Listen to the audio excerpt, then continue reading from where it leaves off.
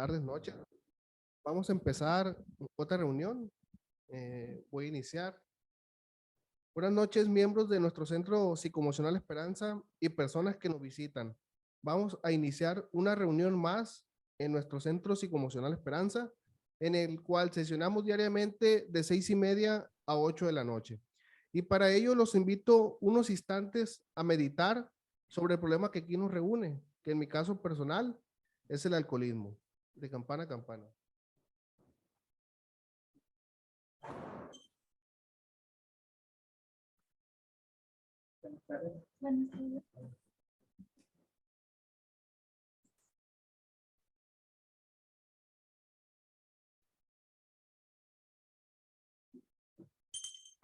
Muy bien, quien guste puede seguirlo haciendo.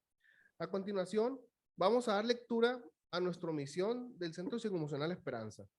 Nuestra misión es ayudar al mayor número de personas posibles a mantenerse sobrios, así como ayudar a otros a dejar distintos tipos de adicciones que se contraponen al estado de bienestar y felicidad de las personas.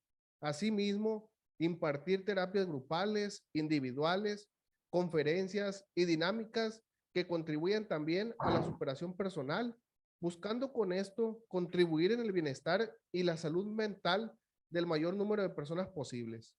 A continuación, invito al que guste junto conmigo y de pie pronunciar la oración de la serenidad. Dios, concédeme la serenidad para aceptar las cosas que no puedo cambiar, valor para cambiar las que sí puedo y sabiduría para reconocer la diferencia. Muchas gracias. Pueden tomar asiento. Muy bien. El día de hoy tenemos una conferencia con el doctor Víctor Hugo. El tema, a ver, el día de hoy es el tema del temor. A la entrada se les entregaron algunas tarjetitas durante el desenlace del tema, como se vaya explicando. Si les surge alguna duda y tienen alguna pregunta, la pueden ir escribiendo en la tarjeta y así para el final de la reunión pueden hacer sus preguntas.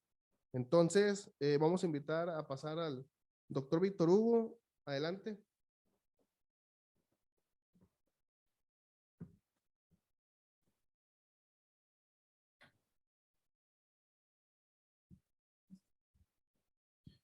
Muy bien, pues buenas noches tengan todos. Vamos a dar continuidad. De ayer estuvimos viendo el tema de la ira. Hoy nos corresponde el del temor. Son 156 temas que vamos a ver durante el año, pero este es el número 2, ¿no? Pues comenzamos el día de hoy, titulamos esta plática o esta charla el temor, el enemigo silencioso, ¿no? Es como la presión arterial, ¿no? De repente no se perciben los síntomas precisamente, pero un dolorcito de cabeza, un poquito acelerar el pulso, pero en el fondo subyace un problema mayor y este es el caso del temor. Vamos a iniciar. Muy bien, aquí vamos a tener como siempre la definición, es lo primero. La definición nos ubica, nos posiciona en el contexto y dice: el temor puede ser real o imaginario, racional o irracional, normal o anormal. Quizás el temor es una fuerte reacción emocional a un peligro percibido e inminente que se caracteriza por una reacción de defensa, huida o parálisis.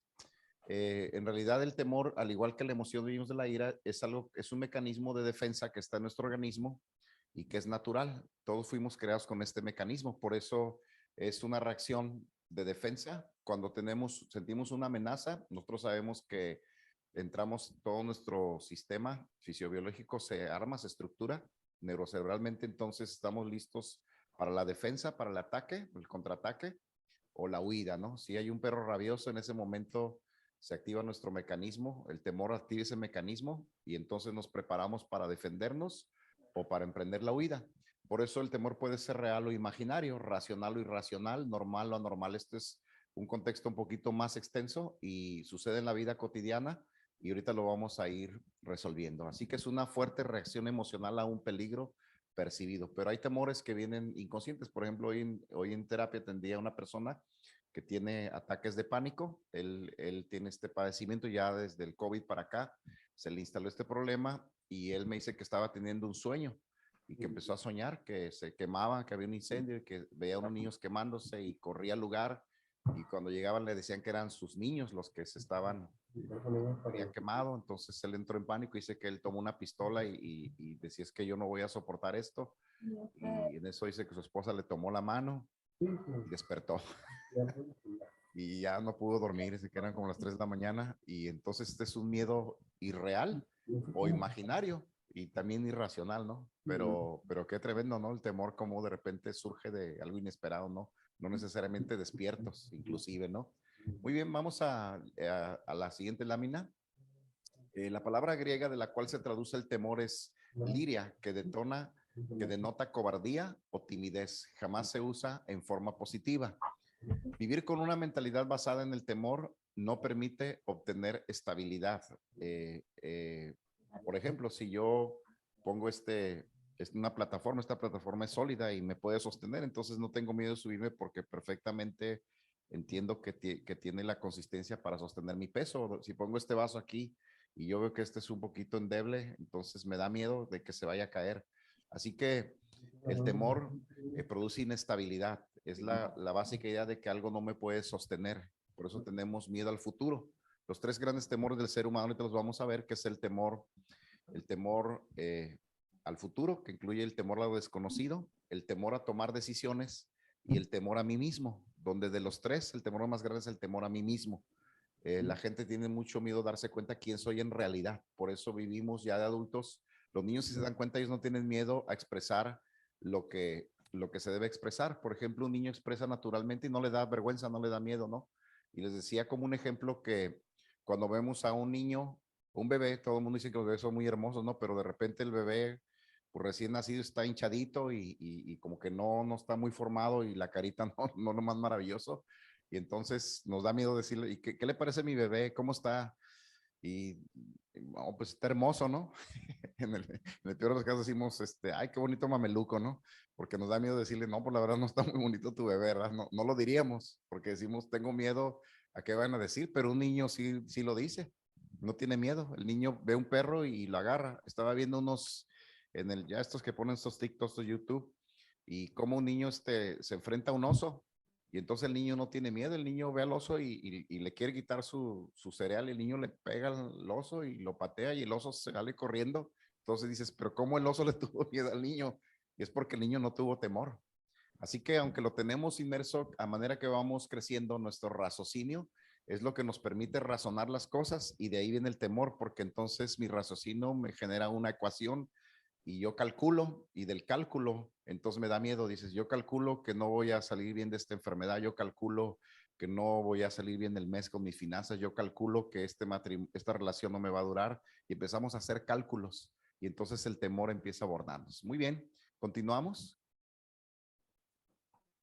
Aunque el temor es una emoción natural diseñada por Dios, no está diseñada para que caigamos presos del pánico, pues esto es vivir en un estado constante de inseguridad, inclusive puede llegar a convertirse en una enfermedad. Ojo, ¿no? De repente no parece, pero sí lo es. El pánico ya es un estado, como ayer vimos en la ira, que va emigrando de niveles. Aquí el temor es igual, va emigrando hasta que se convierte en pánico.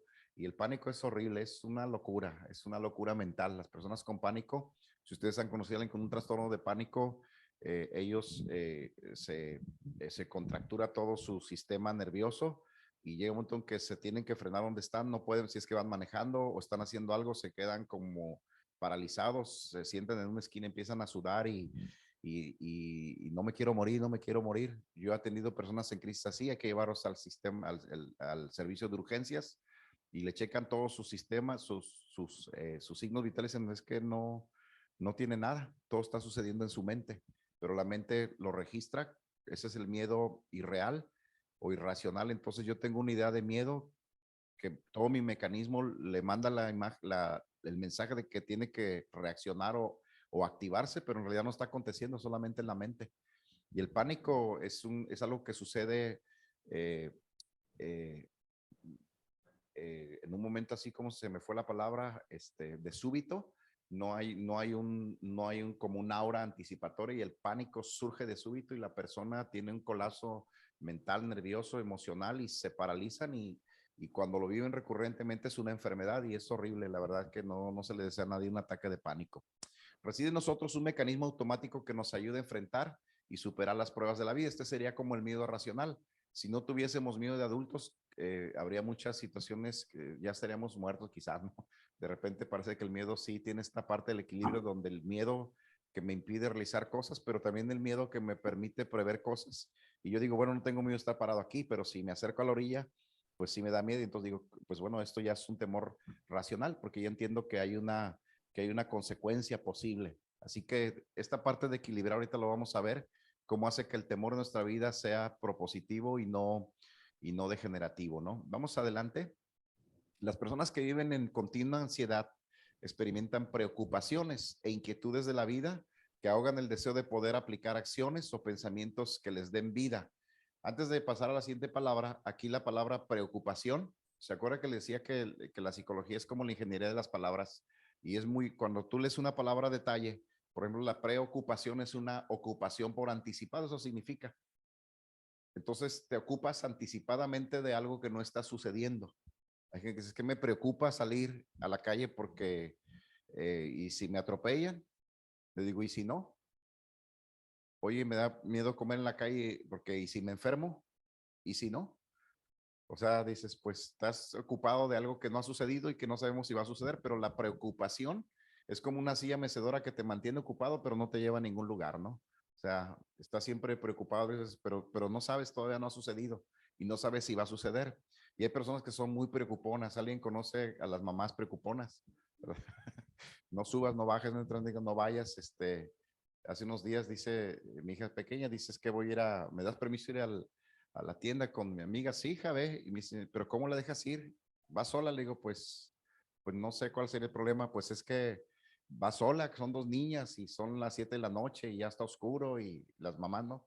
Le digo, pues, y si pasa algo, le digo, y si no pasa.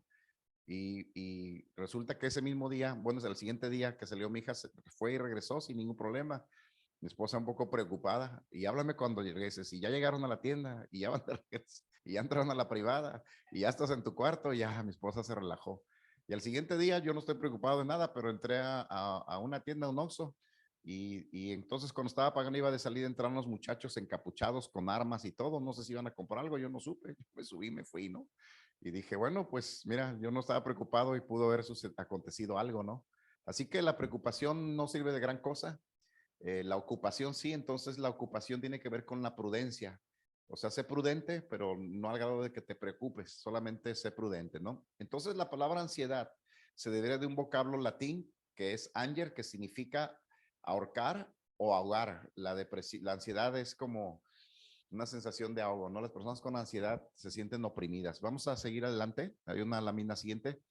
Generalmente el temor va acompañado de ansiedad y cuando esto sucede surge un agobio tanto en nuestra mente como en nuestras emociones, de tal manera que tratamos de huir, ¿verdad? Este es el temor imaginario, ¿no?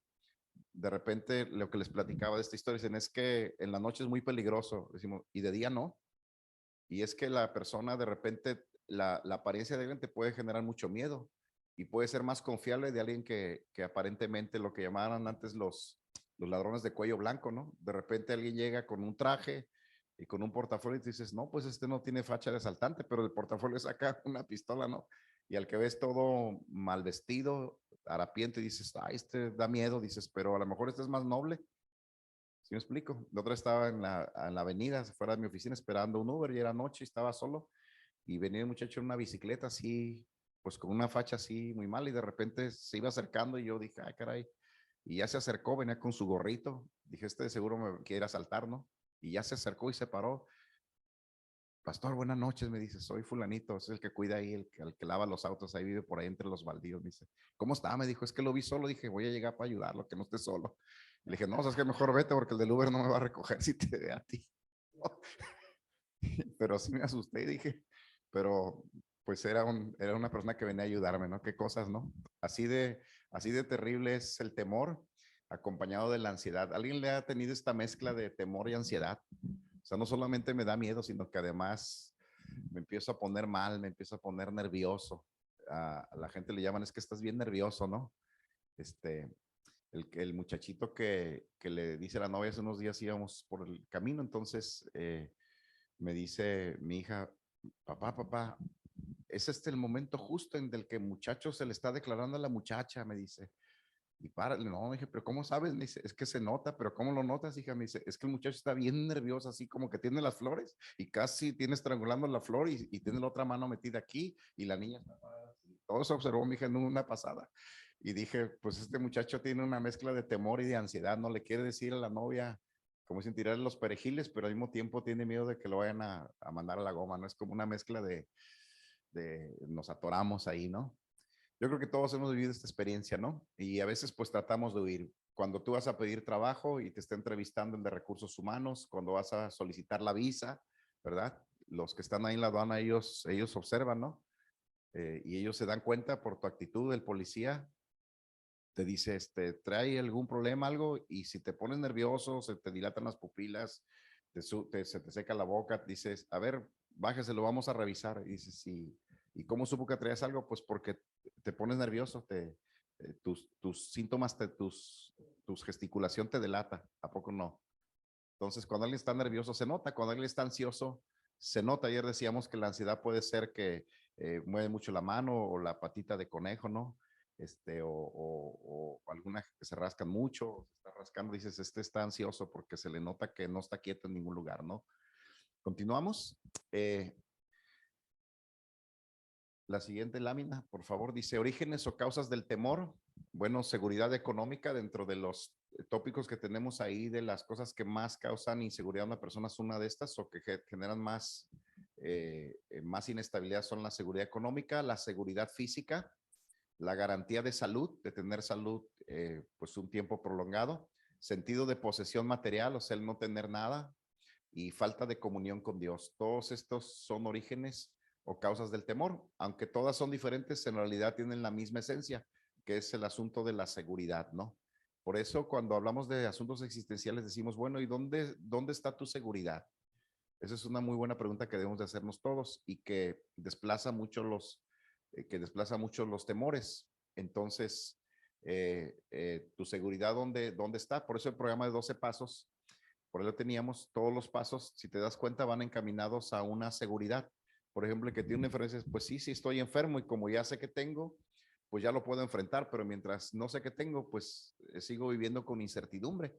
Así que cuando nosotros te invitamos a enfrentar tu realidad, a partir de que sabes tu realidad, desde ese momento el temor ya descendió bastante, ya lo puedes enfrentar, pero mientras tienes temor, sigues en el círculo vicioso, dices, me siento inseguro económicamente, pues resuélvelo, ¿no? O sea, si estás en quiebra, estás en crisis, dices, bueno, ya sabes que tienes una crisis, ¿qué vas a hacer con la crisis? Entonces empiezas a actuar en consecuencia de lo que ya sabes. En ese momento, el temor se empieza a desplazar.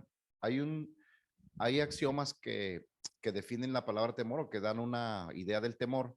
Y uno que me gusta mucho es que dice que la acción cura el miedo. O sea, el antídoto por excelencia para el temor es la acción. Porque el que está preocupado, te decía, es como el hámster que corre, pero no llega a ningún lado. Y dices, mira, te estás consumiendo de nervios, de preocupación, pero no estás resolviendo nada. Y cuando tú decides avanzar en algo, en ese momento, por lo menos, aunque sientas inseguridad, pero ya estás resolviendo algo. Lo mismo sucede en la seguridad física, en la garantía de salud y lo demás. Muy bien, continuamos. Quizá la razón más significativa detrás de cualquier temor es la falta de amor. Ahorita les voy a decir cómo la antítesis del temor es el amor, no la seguridad. Es un tema muy profundo esto. Dios es el recurso más alto de seguridad en nuestras vidas. Mientras estemos sobre esta tierra, inclusive por encima del amor y los cuidados de nuestros padres o familia. Por ejemplo, el amor de papá y de mamá nos cubre. En la primera etapa de la vida, que es entre los 5 y los 12 años, papá y mamá tuvieron que generar un sistema o un ambiente de seguridad y de estabilidad y de confianza. Y eso lo hacen los padres con el amor. Por ejemplo, palabras de afirmación. Hijo, tú eres excelente, eres un campeón, eres un conquistador, vas a triunfar, es lo mejor que tengo en la vida. La verdad, hijo, tu vida es maravillosa, eres un joven talentoso, Dios te va a llenar de dones. Y estas palabras de afirmación crean seguridad en el niño. Cuando él crece, dice, es que mi papá me dijo eso. Por eso la experiencia yo la tuve porque yo trabajé 7 años en el penal, yendo al penal encargado ahí de un área de psicología. Y como yo tenía clases todos los días con los presos que estaban ahí, los reos, y siempre detrás de un reo había una historia de dolor, una historia de maltrato de sus padres, de abandono, de un ambiente inusual, eres un tonto, no sirves para nada, vas a terminar en un penal. Dice la estadística que todos los que estuvieron en un centro penitenciario, alguna vez en su vida le dijeron, es que tú un día vas a ser un delincuente, un día vas a terminar en la cárcel. Papá y mamá un día le dijeron esas palabras y lo codificaron para cumplirlo. Así que este asunto del amor, el amor siempre tiene algo positivo que decir de nosotros, y el amor echa fuera el temor. Ese es un contexto teológico, y así dice, es un texto bíblico, 1 Juan 4:3, y dice: el perfecto amor de Dios echa fuera el temor, donde el que teme, dice, no ha sido perfeccionado en el amor, porque el temor lleva en sí mismo su propio castigo. ¿Y cuál es el castigo del temor? La preocupación, la ansiedad, la incertidumbre y la inseguridad. Por eso en el programa de recuperación, los 12 pasos, 9 de los 12 pasos tienen que ver con el tema de Dios. Y dice, pusimos nuestras vidas y nuestra voluntad al cuidado de Dios. Dices, ay, pero ¿por qué dice ese paso? ¿Por qué no lo omitieron? Por ejemplo, el paso 11 dice, conscientemente decidimos tener un contacto consciente, dice, voluntariamente decidimos tener un contacto consciente con Dios y le pedimos solamente una cosa: que nos dejase conocer su voluntad y nos diese la fuerza para cumplirla. El paso 11 de Alcohólicos Anónimos dice eso, ¿verdad? El segundo paso dice, entendimos que solamente un poder superior, como nosotros los concebimos, nos podría dar la fuerza para devolvernos el sano juicio. Así que esto que está expresado aquí, inclusive por el amor de tus padres, el amor a un Dios, a un poder superior, que en este caso es Dios, bueno, pues es lo que va a desplazar el temor. Por eso el mundo que no tiene amor es un mundo caótico. Y una reflexión, híjole, se lo dio a mi esposa el celular, pero hoy mandé una reflexión. Estamos nosotros en nuestro grupo en el tema del amor de verdad todo este mes, y la reflexión del día de hoy era: el amor no hace nada indebido. Y el de ella era: el amor todo lo sufre, todo lo cree, todo lo espera, todo lo soporta, no es orgulloso, no es soberbio, y el amor nunca deja de ser. Y este asunto este recurso del amor es lo que hace que la gente sea positiva, la amabilidad. Nosotros se traduce la palabra amable, significa fácil de amar, o una persona que tiene una sustancia de amor tan grande que es amable, lo muestra. Buenos días, qué gusto tenerte aquí, bienvenido, o qué gusto verte. Qué gusto que estés aquí de nuevo, pásale, ¿en qué te ayudo? ¿Qué necesitas? Cuenta conmigo, no te preocupes, te voy a ayudar. Palabras amables. O sea, te envuelvo con el amor y la persona se siente segura. Cuando te digas un monstruo y alguien te atiende con una cara así de pocos amigos, dices, algo le pasó, porque lo que está manifestando no es amor, no es una actitud amable, porque no lo tiene. El principio del amor dice que tú no puedes dar lo que tú no tienes. Si tú no eres amable, pues ¿cómo vas a dar amor? ¿Verdad? Continuamos. La siguiente lámina dice: consecuencias morales de vivir en el temor. Aquí ya vienen las consecuencias.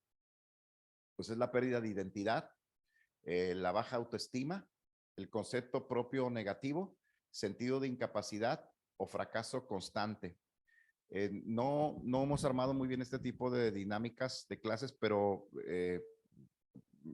yo pienso que lo vamos a insertar. De repente hay algunos videos que creo que son interesantes que los veamos, y hay uno de un asesino serial que está en la corte. Entonces lo están condenando, y uno puede ver su rostro, que él está estoico, lo acusan, se burlan de él, pero él está estoico y no hay ninguna reacción en él, porque es un asesino serial.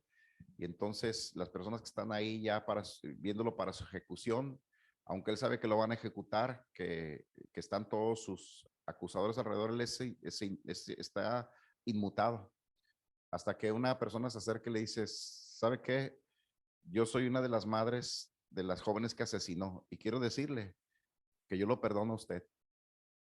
Yo lo perdono, y de mi parte no me debe nada. Me duele mucho que haya asesinado a mi hija, pero quiero decirle que como ser humano espero que usted también algún día reconozca y que reciba ese perdón de Dios. Y el hombre se le desforma y empieza a llorar, y se empieza así a mover, y se rompe todo su esquema estoico, se rompe solo por unas palabras que provienen del amor, que le dice: yo lo perdono, aunque haya asesinado a mi hija, no me debe nada. Y se quebranta el hombre tan fuerte. Dices, mira, así de poderoso es el amor. El día de hoy nosotros tenemos en los grupos de casa, el tema de esta semana es el poder del amor. El amor resucita, el amor rescata, el amor nos eleva. Muy bien, continuamos. Estas son las consecuencias de la falta de amor. Agentes causales del temor, pues experiencias traumáticas. ¿Cuáles? Pues muchas desde pequeños. Las cosas que hicieron por nosotros y que no hicieron también atañen. Por ejemplo, los padres ausentes en casa, padres alcohólicos o padres que fueron hijos de una segunda casa, son padres ausentes. Es una situación traumática, es una pérdida, es una de las primeras pérdidas. Por ejemplo, un aborto es una experiencia traumática. Unas relaciones rotas crean heridas y, por ejemplo, hasta los novios cuando terminan, que son amores platónicos y que terminan, suceden cosas terribles. El día de ayer precisamente fue 14 de febrero, ¿no? Entonces, no sé si les platiqué, tengo un cuñado mío, esposo de mi hermana, ella trabaja en el Hospital Civil de Guadalajara y mi hermana también trabaja ahí. Entonces dice que él va a salir del trabajo y pues ya cerraron el área de donde atienden a las personas, pero el supervisor de ahí sale y en eso ve que entra un joven corriendo y le dicen, es que yo no lo puedo soportar, es demasiado para mí y no me juzgue, no me juzgue. Y saca el arma y se da un disparo y cae en el piso. Entonces en ese momento me habló mi hermana y me dijo, oye, te pido que hagas oración por mi esposo, está ahí me platicó la escena, me dijo, y pues ahorita van a llegar las autoridades y pues igual, como fue el único que vio, lo vayan a detener. Ya voy platicando con mi cuñado, me dice, sí, es que estuvo tremendo porque yo veo esa acción y veo que el muchacho cae, pero veo que se dio el tiro en la cabeza, pero no se murió en el momento, como que estaba luchando. Y yo me acerqué y decía, ¿qué le digo? O sea, y como que no podía hablar, estaba la sangre ahí y le dije, pues no sé quién eres, no sé por qué lo hiciste, pero pues te puedo decir que le pidas perdón a Dios, ya te estás yendo. Dijo, pues vete bien, o sea, se fue lo único que le casé decir y dice, no lo podía tocar porque pues el arma y todo, o sea, no puede tocar. Dice, para después enterarme que cuando llegaron ya los de la policía, los militares y eh, le había dado un balazo a su novia afuera, que también murió, porque le dijo, estoy embarazada, pero no estoy seguro si el bebé es tuyo o no. Y entonces el muchacho dice que espérame tantito, fue, no sé, consiguió un arma y mató a la muchacha y luego, minutos después, se dio un tiro él, ¿no? Y dices, pues no sucedió en otro país, en otro planeta, sucedió el día de ayer en la ciudad de Guadalajara. Dices, y qué triste, dices, pues son experiencias traumáticas que seguramente vivió la joven o vivió el muchacho, pero terminaron con su vida. Una falta de amor, ¿no? Qué terrible es esto, ¿no? Pero sucede. Muy bien, exposición de episodios amenazantes por otras personas hacia mí. Por ejemplo, cuando trabajé en la agencia de delitos sexuales, llegaban muchas muchachas ahí y aunque yo no las atendía propiamente porque eran psicólogas, pero yo estaba ahí detrás. Y entonces yo escuchaba que las muchachas decían, es que el problema no es mi vagina, no es que violaron mi vagina, es que violaron mi voluntad. O sea, lo que me duele es mi corazón. Lo otro se me va a olvidar porque voy a seguir con mi vida sexual. El problema es que violaron mi voluntad, o sea, me obligaron a hacer algo que yo no quería y rompieron mi dignidad de mujer, de persona.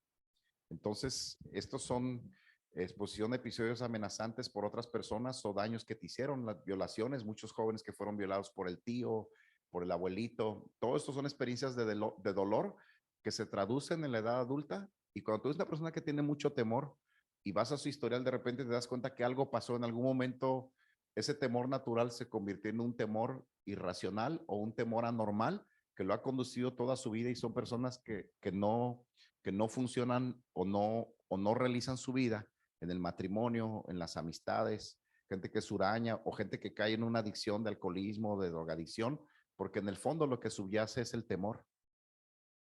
Así que lo decíamos ayer, una raíz que va creciendo y luego pues da fruto, ¿no? Descalificaciones hacia mi persona por parte de las personas cercanas o lejanas. Esto aunque parece de risa, pero yo les pregunto, ¿cuántos en la secundaria tenían un apodo? ¿Ah? A mí me decían Aristóteles, Narizón Bonaparte, que porque estaba Narizón, ¿ah? Víctor Hugo me decían porque soy Víctor Hugo, pero pues en la secundaria sí me decían, el enano me decían mis hermanos hasta el día de hoy porque soy el más bajito de mis hermanos y pues un chorro de descalificaciones, ¿no? Y entonces me dicen, pues eran de juego, pero me acuerdo que hay una muchacha que un día se tomó veneno en la secundaria porque se llamaba Soledad, pero era muy gordita, muy gordita, tenía sobrepeso. Entonces todos le hacían bullying. En ese tiempo esa palabra no existía. Le decían boledad. Ahí viene la bola, ahí viene la boledad. Y le decían, ahí viene la bola de grasa. Aguas, aguas, porque nos va. Y pasaba junto, ya me llenaste de grasa, le decían a la muchacha. Pero era la carrera de los jóvenes en la secundaria, pero ellos no se dieron cuenta que la fueron sumergiendo en un estado donde ella un día trató de quitarse la vida.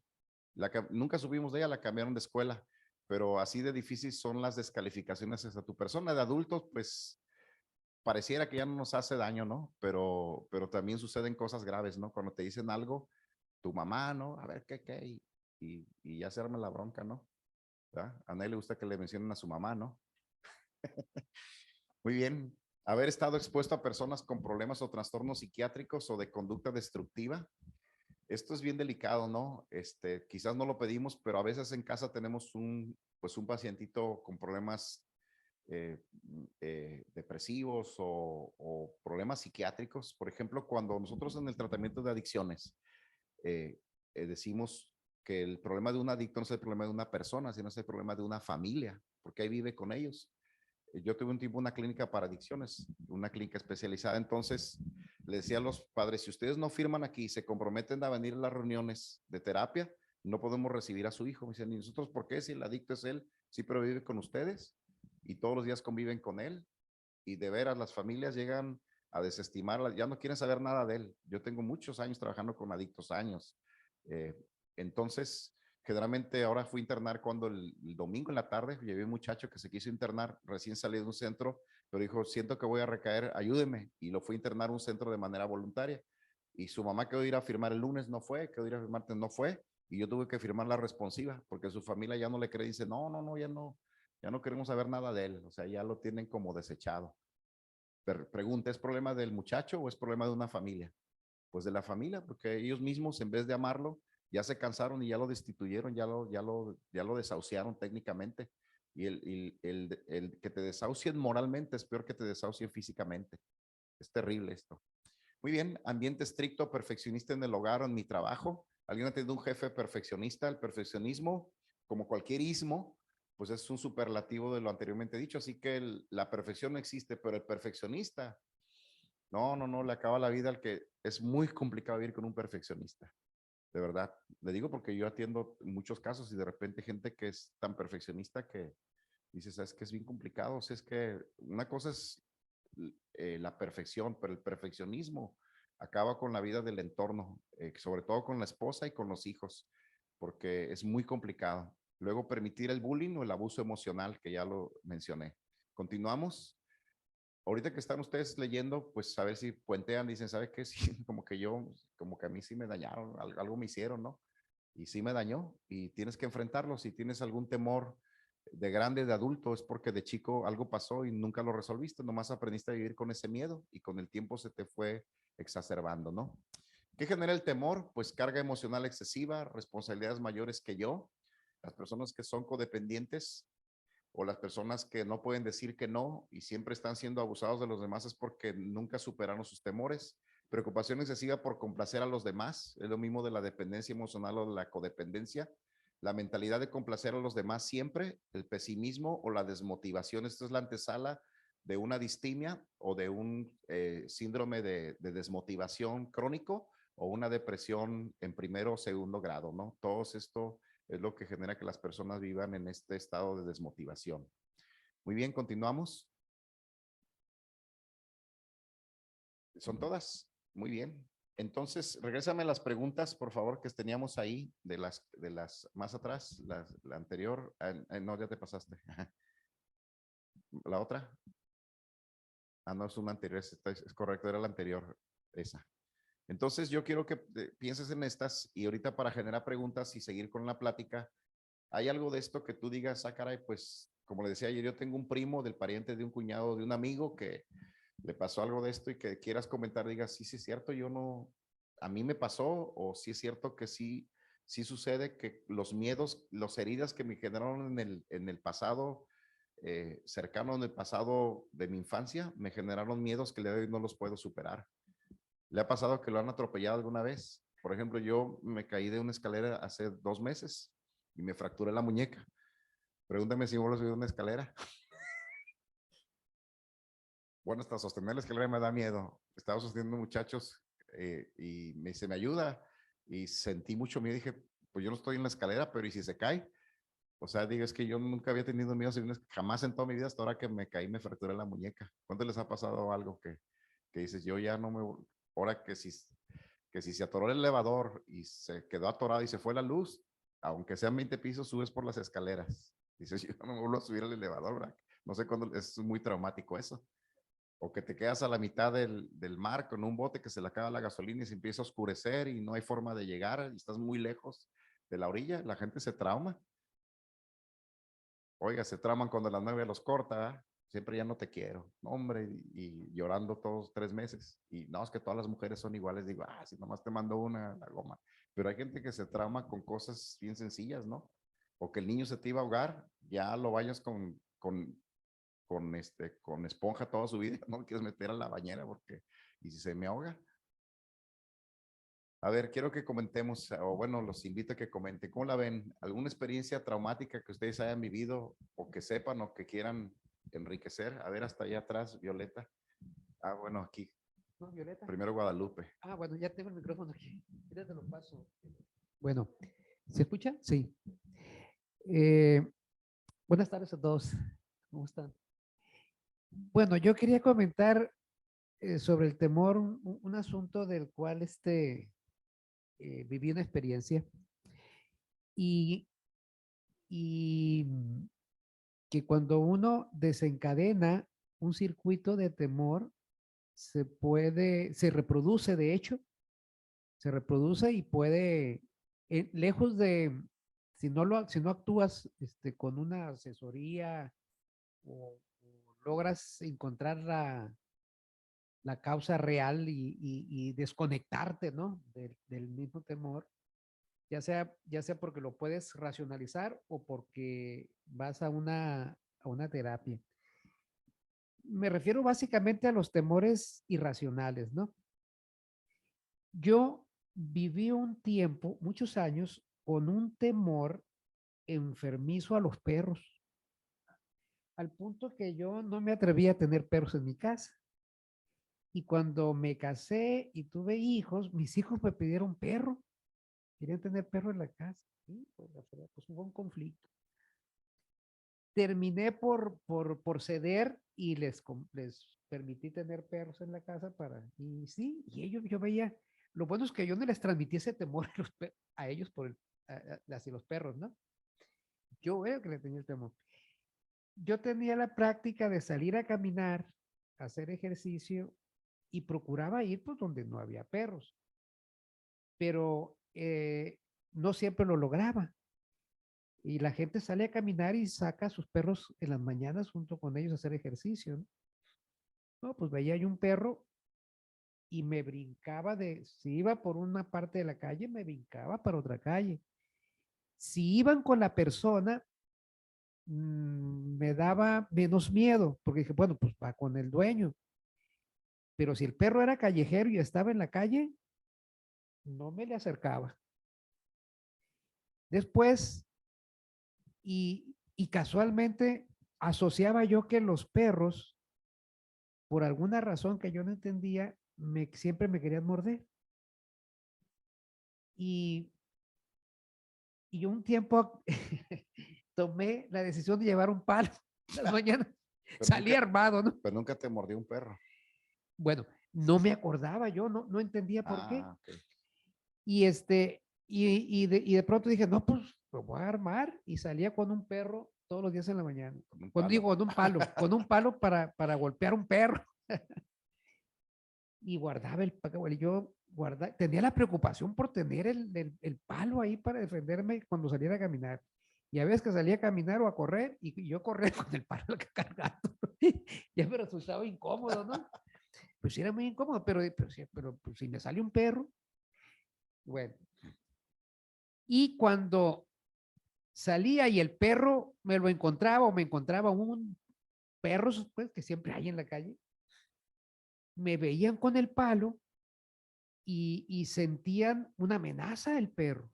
Y además, pues yo también me ponía, digamos, en guardia, ¿sí? En actitud agresiva, el perro lo captaba y se me quería echar encima. O se me echaban y ya me lo estaba quitando yo agarrotados. Pero que se me echara encima, sentía que los pelos se me paraban, el miedo. Y como podía gritar, me los quitaba encima, pero ya me quedaba, que era un buen rato con la adrenalina hasta tope, ¿no? Hasta que ya me calmaba y seguía caminando. Bueno, dije yo, ¿qué está pasando? A ver, ¿por qué le tengo tanto miedo a los perros? Y no puede ser, ¿de dónde vendrá esto? Y me puse a hacer yo mismo reflexión. Y me acuerdo, me vino a la memoria, 4 o 5 años, me mordió un perro. Pero pasó mucho tiempo y de hecho, como dices tú, el temor va creciendo con el tiempo. Entre los 10, 12, 14 años, 15 años, no me acuerdo haberles tenido miedo a los perros. El miedo a los perros lo sentí más de adulto. Y a correrle, te digo, a los perros. Y ahí se vio un perro, si yo venía por una banqueta, una calle, y estaba un perro a media calle echado, a veces le daba la vuelta a la calle. Iba por otra cuadra, así de fuerte. Entonces me puse a investigar y a pensar, a hacer memoria y a reflexionar sobre el asunto. Y acuérdome que de esa edad me mordieron 2 perros. Me mandaron a un mandado de mi casa a comprar chicharrones, me acuerdo, estaba en el pueblo yo, en el pueblo, en mi pueblo. Y me mandan a comprar chicharrones. Puta, y los chicharrones, pues piden un olor, ¿no? Y a perros hambrientos de la calle, no, pues lo detectan a que sea cuánto. Me van correteando 2 perros, me tumbaron, me quitaron, me quitaron el recipiente donde iba yo chicharrones, se los comieron y quedé yo todo magullado y con una mordida en una pierna. Y hasta la cicatriz tengo todavía en la pierna. Dije, ahí me lleva. La cosa que lo reproducía, te digo, reproducía el temor y lo llevé a un nivel superior cuando decidí yo defenderme con un palo, según yo, para que no se me acercaran los perros, pero el perro detectaba una posible agresión y el perro pues también me atacaba. Y entonces los ataques nuevos de los perros, pues más me elevaban el miedo a los perros. Entonces caí en una espiral así, en un círculo vicioso, ¿no? Y niveles más altos hasta que dije, y empecé a caminar y a hacer ejercicio con un amigo y le platico, ¿no? La historia. Y me dijo, no, quédate conmigo a hacer el ejercicio, ya no traigas el palo, dejé el palo y con él empecé a hacer la terapia, digamos, de no me va a pasar nada, estoy proyectando yo la situación, la estoy generando y y ya, los últimos 5, 6 años, 10 quizás, ya ha sido más tranquila mi relación con los perros.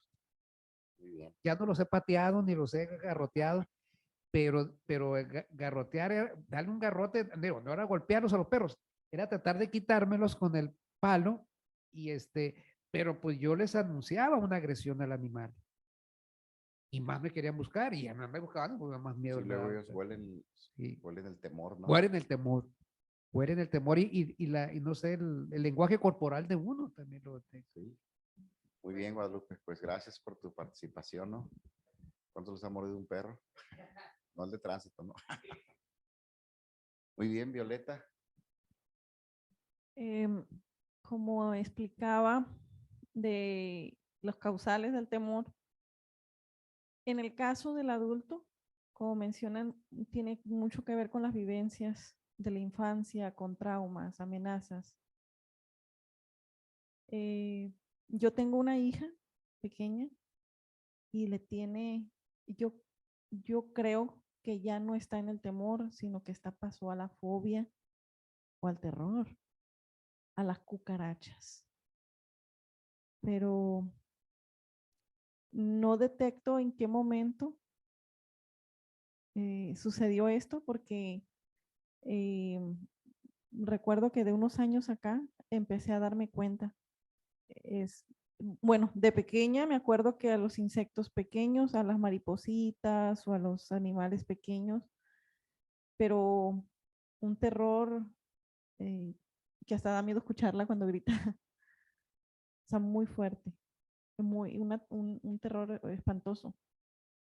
Entonces, si nosotros nos trasladamos a nuestros temores, y ella empezó a tener temores muy pequeña, entonces ahí en ese caso, los temores podrían ser por cuestiones vivenciales del vientre, de, de trauma que tuvo que ver con el embarazo, o bien temores transmitidos por mí. Yo no le tengo miedo a los insectos, pero el hecho de que ella pueda sentir los temores míos a otras cosas. Pues esa es mi pregunta, porque hasta ahorita la llevé a consulta y pues sí me explicaron que no lo podía controlar, que era una búsqueda de seguridad y pues ha sido una niña muy cuidada. O sea, en ese aspecto, cuando suceden las crisis, porque entra en crisis, cuando veo una cucaracha, así la vea a muchísimos metros, o sea, ya veo que algo se movió y empieza a gritar, una cucaracha, y se pone muy, muy mal. Entonces yo inmediatamente lo que hago es me acerco a ella y la abrazo y tranquila, vamos a estar bien, respira y trato de tranquilizarla, pero obviamente no escucha porque sé que está nublado su entendimiento. En ese momento no puedo decirle o explicarle porque no, o sea, al principio sí intentaba hacerla racionalizar y después me di cuenta que evidentemente no puede, pues. Entonces ya nada más opto por abrazarla y quitarla, apartarla de la cucaracha, que no lo vea o algo, y hasta ya de mucho rato empiezo a notar que su corazón se empieza, pero es una cosa muy fuerte. Muy bien, Violeta. Pues sí, estamos conectados, ¿no? Acuérdense que, bueno, no hay nada más conectado que la mamá con su producto, ¿no? Con su bebé en el vientre. Y luego estamos conectados perceptualmente. Por eso el ambiente formativo de nuestra familia, todo lo que vimos, todo lo que entró por nuestros canales visuales, auditivos o perceptuales, nos dio forma. Entonces nos transfieren los papás sus miedos a través del ambiente. Por ejemplo, personas que tienen miedo a, no sé, a progresar en su casa, tuvieron un ambiente de pobreza. Es que no hay, no tenemos dinero, no podemos, no esto. Y entonces los papás les transfirieron su miedo hacia la vida y de gran no pueden progresar. Es que mis papás siempre tenían miedo a que fuéramos pobres, a que no tuviéramos para comer. Y dice, si no puedes progresar en la vida porque fuiste codificado a que no había, nunca había. Eventualmente alguien decide, que es la siguiente clase que vamos a tener, de cómo enfrentar los miedos. Decís, bueno, pues si ya esto es lo que me heredaron en la recolección de objetos de herencia familiar, yo decido con qué me quiero quedar y que no quiero tener lo que mis padres me heredaron. Hay miedos que son heredados, ¿no? Y hay cosas que uno le da miedo que al de al lado no le significa nada, ¿no? Y el teorema de los miedos que decía que estamos conectados, olores, colores, sabores, lugares, personas, todo nos conecta y nos transporta. Por ejemplo, hay una explicación que tienen los zootecnistas, dicen que los animales de corral, los chivos, los corderos, ellos en la noche pues escuchan que merodean los lobos, escuchan el gemido que hacen, el ruido, y, y perciben el olor, tienen un olfato muy sensible. Y entonces empiezan a merodear al corral los lobos o los coyotes en la noche y las ovejitas entran en pánico. Y la ovejita que siente el pánico, en la desesperación brinca y se sale del corral y corre. Y esa es la que se devoran los lobos.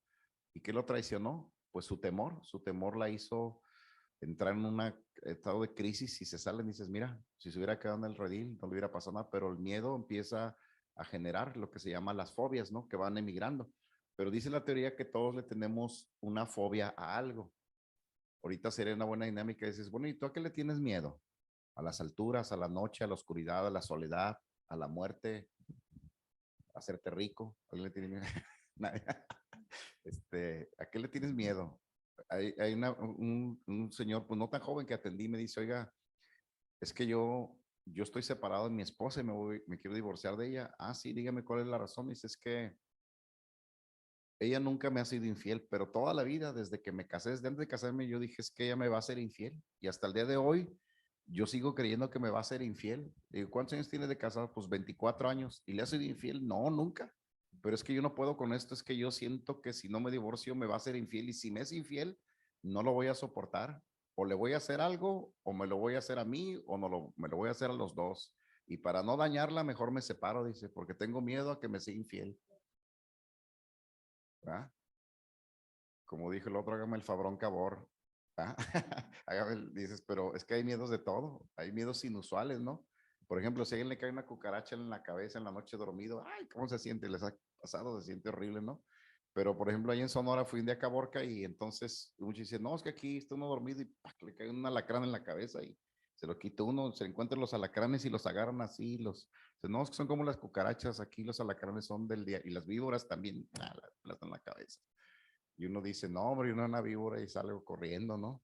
Entonces, es más, hay gente que no entra a los herpetarios ahí en los zoológicos porque nomás de ver las víboras, uy, les causa escozor, ¿no?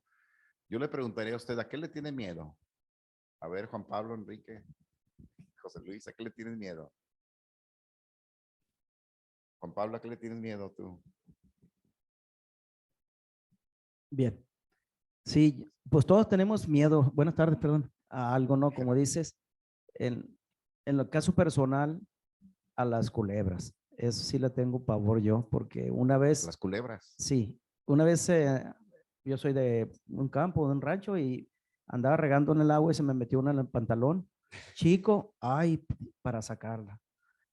Me tuve que quitar la ropa y obviamente desde entonces le tengo pavor a las culebras. Otro temor que tengo también es hincarme.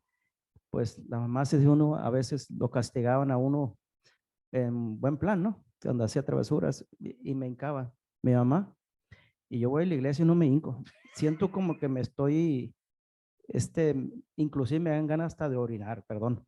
¿Por qué? Por el temor que tengo a hincarme. Eso es una fobia que tengo muy fuerte. Pues todos tenemos alguna, ¿no? Yo creo, pero es cuestión de irlo analizando y mejorando poco a poco. De ahí nacen los memes, ¿no? ¿Quién Eh. tiene miedo a las suegras? Todos, ahí viene Gracias. mi suegra, ¿no? A ver, ¿quién más? ¿Quién le quiere opinar sus miedos? Pues estamos en una sesión privada, ¿no? Aquí no va a salir nada. Es más, ¿cuánto le tienen miedo a hablar al micrófono? El pánico escénico es casi generalizado, es raro el que uno sí les gusta el escenario, ¿no? Yo ahí donde la ven, yo crecí con mucho miedo al público y hoy, después de tantos años, ya no llegué ni a problema, pero en la primaria me acuerdo que me dio tanto miedo que me pasaron al frente y me hice pipí y pues todos los niños se ríen, estaba en tercero de primaria y me traumé. Y no, hombre, yo vi el micrófono, que pasaba al frente, me ponía pálido, casi me desmayaba, o sea, me ponía como cachora, todo pálido. Y para mí hablar en público era una locura, o sea, no, era una locura. Pero fue por un evento traumático, ¿no? De pequeño, ¿no? Y pues con el tiempo lo superé, ¿no? Ya ahora no pienso en eso, pero sí, el pánico escénico es bien feo, ¿no? ¿Alguien más quiera comentar?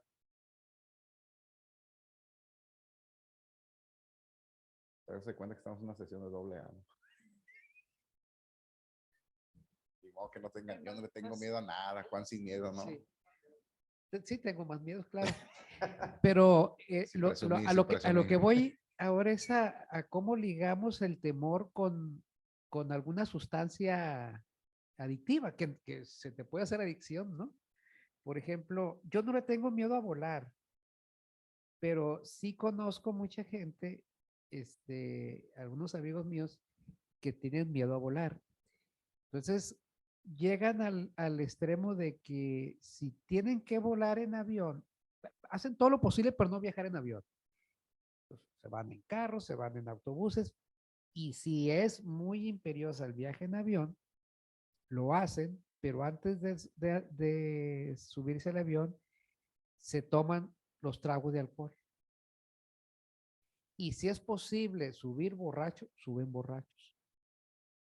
Si se llaman mecanismos de defensa para evadir el dolor, pues, o el Sí, temor el temor. que conlleva Y el causal traumático, y ¿no? decía, pues, y cuando uno está joven, sobre todo, que anda, pues,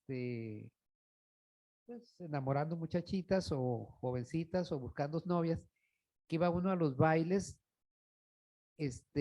pues a todos nos daba mucho temor sacar a bailar a las muchachas y no sacar a las bailarlas, que te dijeran que no, Sí, porque la carrilla con los amigos estaba pesadísima, ¿no? ¿Y qué hacíamos para animarnos? Pues échate 3, 4 cervezas y te da valor. Decían, tómatelas para que te dé valor. Y de una. Entonces, fíjate cómo el mecanismo del temor se asocia mucho sí. en este caso, al alcohol particularmente. Sí, momento de fuga, que es lo que Momento de dicen, fuga. que las avestruces meten la cabeza en la tierra, que no es cierto, ¿no? En realidad no así no es, pero bueno, esa figura de que si ya meto la cabeza, ya se me ve el miedo porque ya no estoy viendo, pero todo el cuerpo te nota, ¿no? Y de repente somos buenos para excusar los miedos, los disfrazamos, ¿no? Ah, es que no tengo ganas, no, es que no, ahorita no, para la próxima, ¿no? Pero en realidad el mensaje no verbal es, tengo tanto miedo de decir que sí, que mejor pongo una excusa, ¿no? Pero los miedos son reales, ¿no?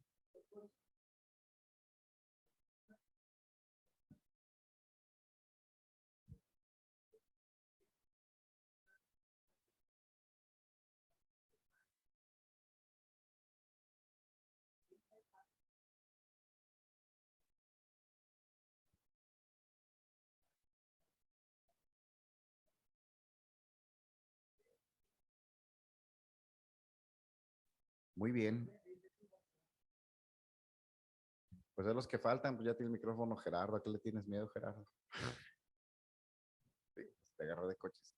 Yo le tengo miedo yo siempre he querido viajar en un crucero, pero le tengo miedo yo a meterme al mar, o sea, en alta mar, pues. Le Que el tengo Titanic miedo, se no hunda. sé, que le pase algo al barco y pues ahí se queda uno, pues entonces ese es mi miedo, le tengo miedo a eso y quisiera viajar en algún crucero, pero pues está el miedo siempre, pues. Entonces no sé de dónde deriva esa situación, de dónde agarra uno el miedo hacia ese tipo de cosas. Es similar al miedo a nadar, porque en el agua no tenemos control de nada, ¿no? Que agarras de dónde, o sea, nadar es una de las experiencias más temerosas de niños. Bueno, que niños a los bebés los avientan al agua naciendo y nada, ¿no? Pues, ¿verdad? Pero es como no tengo de dónde agarrarme, no tengo ningún punto fijo de estabilidad. Entonces, la palabra estabilidad en nuestra mente es como algo que me da seguridad, que me da. Por eso, aunque andemos un avión y no me dé miedo, pero ya cuando aterriza, ya en cuanto pongo el pie en el piso, ya siento seguridad, ¿no? O me bajo de la lancha y ya siento ya algo que puedo controlar, ¿no? Algo que me da seguridad. Y en el aire o en el agua, en realidad no tengo control de nada, ¿no? ¿Quién más tiene un temor por ahí escondido? A ver, díganme. Ya estamos aquí, ¿no? ¿No? O alguno que haya superado.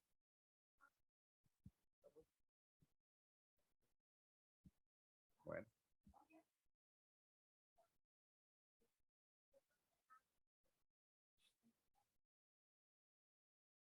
eso.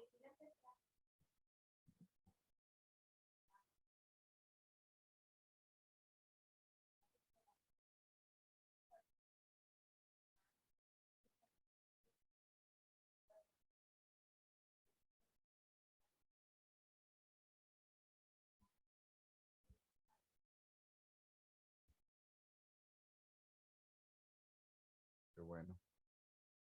Sí, de hecho, en el umbral del dolor, lo más alto en el umbral del dolor que se estima psicológicamente es la muerte de un hijo, porque suponemos que los padres mueren antes que nosotros, pero cuando un hijo se muere debe ser una locura, pero igual la muerte de los padres, que es lo que nos da seguridad, otra vez volvemos a los códigos en alguna manera, aunque papá y mamá ya estén muy ancianos, pero están vivos, sentimos esa seguridad. Y el día que se van, se si ahora, ¿quién me sostiene, quién me protege?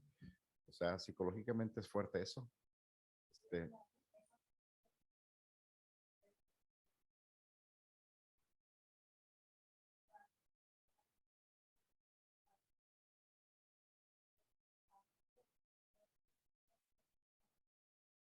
y, es, y es que dice uno, si puedes, mira, si podías, no pasó nada, pero hasta que no lo descubre uno, no. Porque me dice, y si me sucediera, ¿qué pasaría? Por eso el teorema de la superación de miedos es la única forma de enfrentar un miedo, la única de superar un temor, pues es enfrentarlo, ¿no? ¿Y cómo se quita el miedo a nadar? Pues nadando, ¿no? Y a manejar, pues manejando. Y hablar en público, pues hablando en público. Y enfrentar la muerte de un familiar, pues no sé, el día que se muera, pues no te puedes anticipar, nada más va a suceder. Y después como, Noemí, ¿verdad? Su nombre. Noemí, su nombre. ¿Eh? Yadira, decir, pues mira, aquí sigo, o sea, no pasó nada. El COVID trajo mucho temor, díganme si no. Se desató una locura de miedo de estornudar a alguien y sacaba la pistola para allá. Más estornudé, ¿no? O sea, era una locura, ¿no? La gente entró en crisis de muchas formas, ¿no? Dice, si es que era el miedo a que se va a acabar la humanidad o qué va a pasar o voy a perder un familiar. Sí, es fuerte, fue demasiado, fue una ola que, como dijo ayer el licenciado Martín, hizo brotar muchos miedos que estaban ahí, escondidos, ¿no? A darme cuenta quién soy en realidad cuando me siento vulnerable, cuando pierdo el control de las cosas, ¿no? Y al final de la historia, en realidad, no tenemos control de nada. Nomás nos hacemos ideas de que, tengo una estabilidad y tengo, pues, y si mañana, ¿no? Ahora el terremoto en Turquía, dices, de la noche a la mañana hay gente que, a pesar de ceros, dices, te quedaste sin nada. Y dices, híjole, qué tremendo, pero cuando salen adelante como la nación de Japón, después de ser destruida dices, mira, es una nación poderosísima, como 50, 60 años hizo lo que no hicieron naciones en 500 años, dices, mira, si no hubieran destruido ahora esta guerra de Ucrania, dices, los ucranianos, ¿cómo han resistido? Yo veo la noticia y digo, no, o sea, no sé cómo lo hacen, pero siguen luchando. Yo hubiera corrido desde cuándo, pero ellos siguen ahí al frente defendiendo, dices que están enfrentando no solamente un temor, sino una amenaza real, ¿no? Y ahí es donde nos das cuenta que los miedos podemos utilizarlos para nuestro bien. Muy bien, casi para concluir, nos quedan 4 o 5 minutos. ¿Alguien más quiere expresar qué miedo tiene en su vida? Todos tenemos algún miedo, ¿no? O que haya superado, que diga yo ya perdí el miedo. Ah,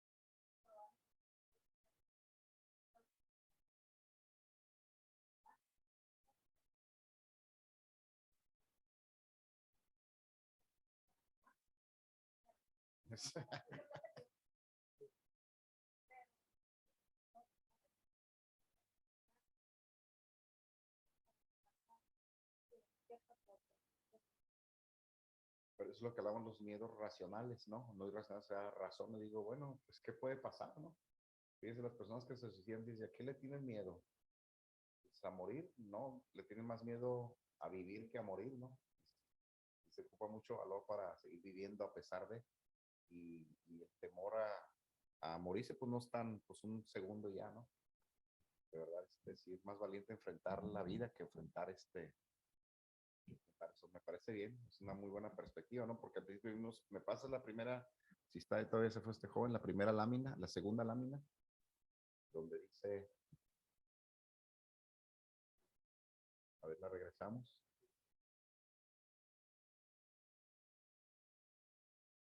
Ahí está. El temor puede ser real o imaginario, racional o irracional, normal o anormal, ¿no? Ya nosotros decidimos, ¿no? Entonces lo que está diciendo Yadira, ya es un temor racional, es un temor que ya puedo controlar, ¿no? Dices, pues me funciona el aparato, ¿no? Y es un mecanismo de defensa para evadir cosas peores, pero ya lo controlo, ya no me controla a mí.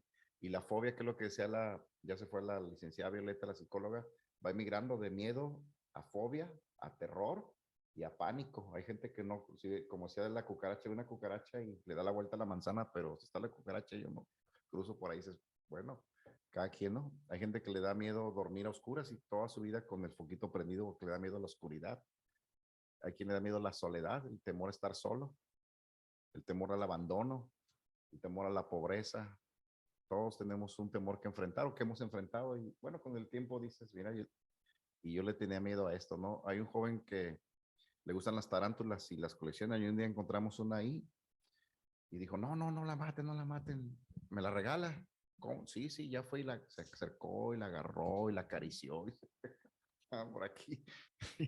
Y todos así como que este muchacho lo sacaron del psiquiátrico que dijo, no, es que a mí me gustan las tarántulas. Tenemos un sobrino que un día llegó bien emocionado porque se compró una mascota, una serpiente, y aquí la traía enredada y toda, y su casa casi lo corrió, no, la serpiente o tú, le dijeron.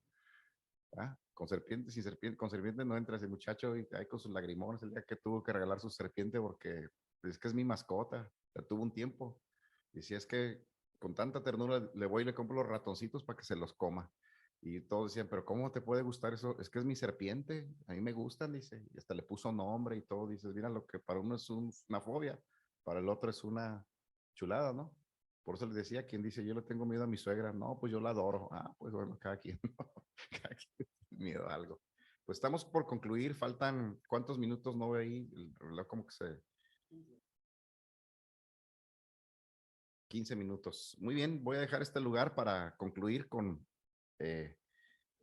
pues un axioma que tenemos al final de cada reunión.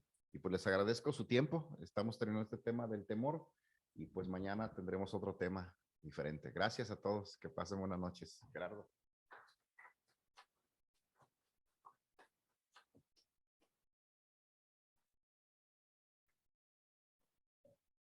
Muy bien. Ahí quedó el compartimiento de el doctor Víctor Hugo del tema. El día de hoy se trató el temor. Bueno, esta reunión casi llega a su feliz término, no sin antes preguntar si alguien tiene algún comentario adicional o la persona que vino por primera vez, qué le pareció la junta, alguien que quiera hacer un comentario. Ok, muy bien. Bueno, compañeros, entonces hasta aquí la reunión del día de hoy. Pedimos disculpas por los errores cometidos, ya que los aciertos son obra de nuestro poder superior. Le pido que la demos por terminado, si me acompañan a mencionar la declaración de la unidad y de la responsabilidad. Declaración de la unidad. Debemos hacer esto para el futuro del Centro Psicoemocional Esperanza, colocar en primer lugar nuestro bienestar común para mantener nuestra comunidad unida, porque de la unidad de nosotros dependen nuestras vidas y la vida de todos los que vendrán. Declaración de la responsabilidad. Yo soy responsable cuando cualquiera y donde quiera extienda su mano pidiendo ayuda. Quiero que la mano del Centro Psicoemocional Esperanza siempre esté ahí y por eso yo soy responsable. Muchas gracias.